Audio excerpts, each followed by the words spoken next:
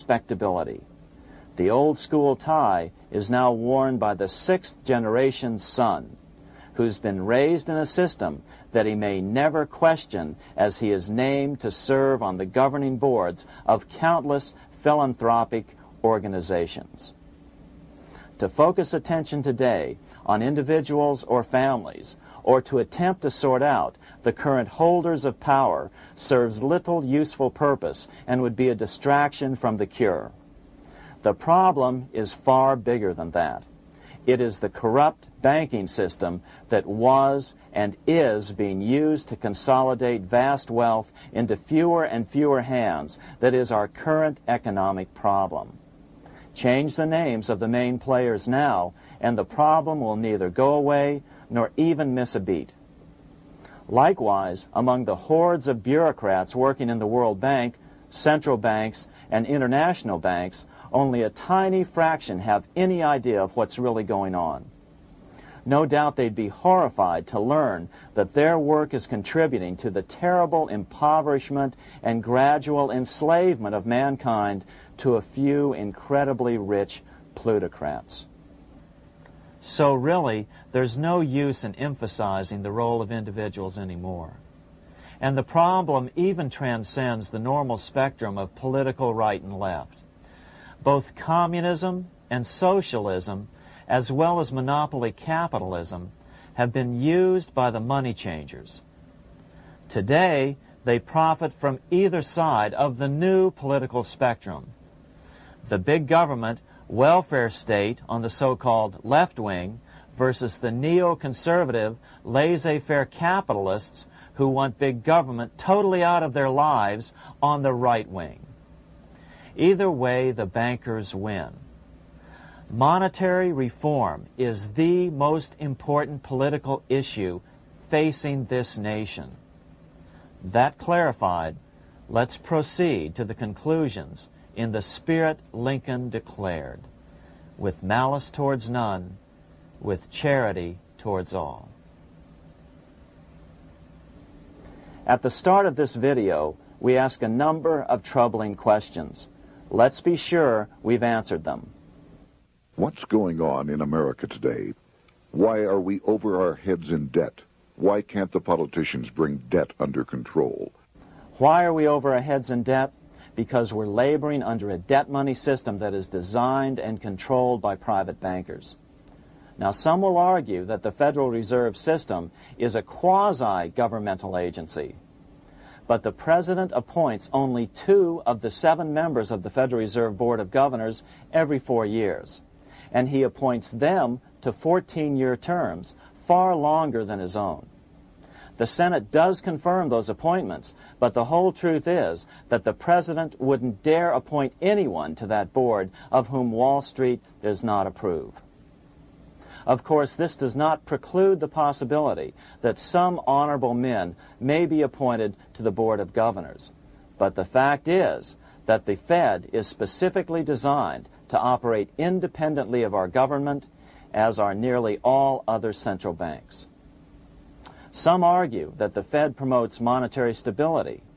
We saw the current head of the Bank of England, Eddie George, claim that this was the most important role of a central bank. In fact, the Fed's record of stabilizing the economy shows it to be a miserable failure in this regard. Within the first 25 years of its existence, the Fed caused 3 major economic downturns, including the Great Depression, and for the last 30 years has shepherded the American economy into a period of unprecedented inflation. Again, this is not some wild conspiracy theory. It's a well-known fact among top economists. As Nobel Prize-winning economist Milton Friedman put it, the stock of money, prices, and output was decidedly more unstable after the establishment of the Federal Reserve System than before. The most dramatic period of instability in output was, of course, the period between the 2 wars, which includes the severe monetary contractions of 1920-21, 1929-33, and 1937-38. No other 20-year period in American history contains as many as 3 such severe contractions.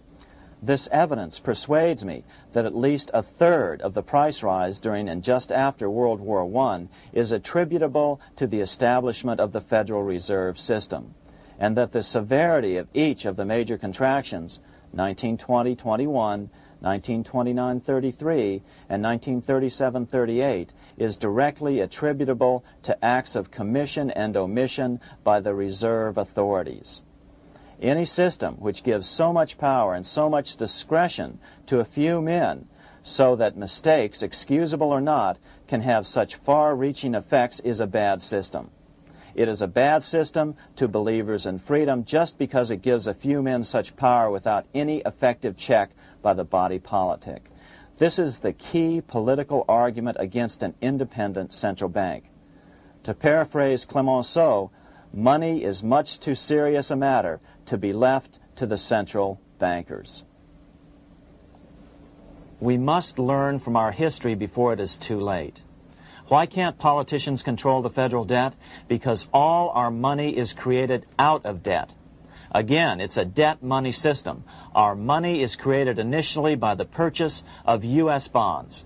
The public buys bonds like savings bonds, the banks buy bonds, foreigners buy bonds, and when the Fed wants to create more money in the system, it buys bonds, but pays for them with a simple bookkeeping entry which it creates out of nothing.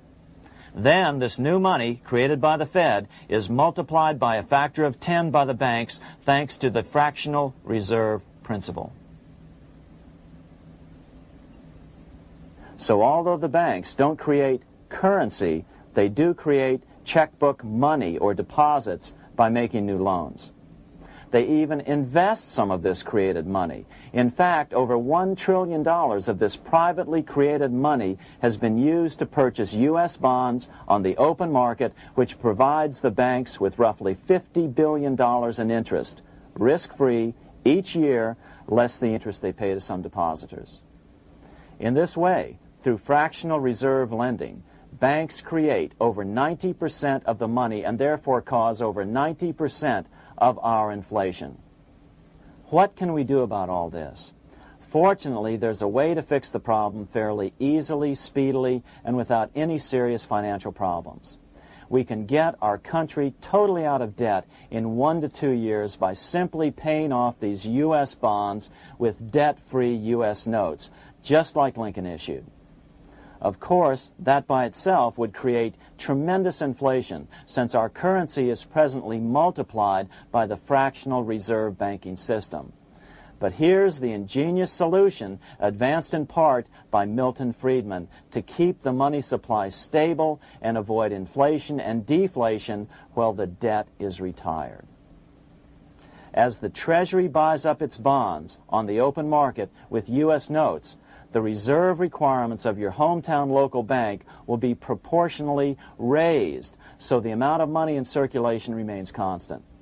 As those holding bonds are paid off in U.S. notes, they will deposit this money, thus making available the currency then needed by the banks to increase their reserves. Once all the U.S. bonds are replaced with U.S. notes, banks will be at 100% reserve banking instead of the fractional reserve system currently in use. From this point on, the former Fed buildings will only be needed as a central clearinghouse for checks and as vaults for U.S. notes.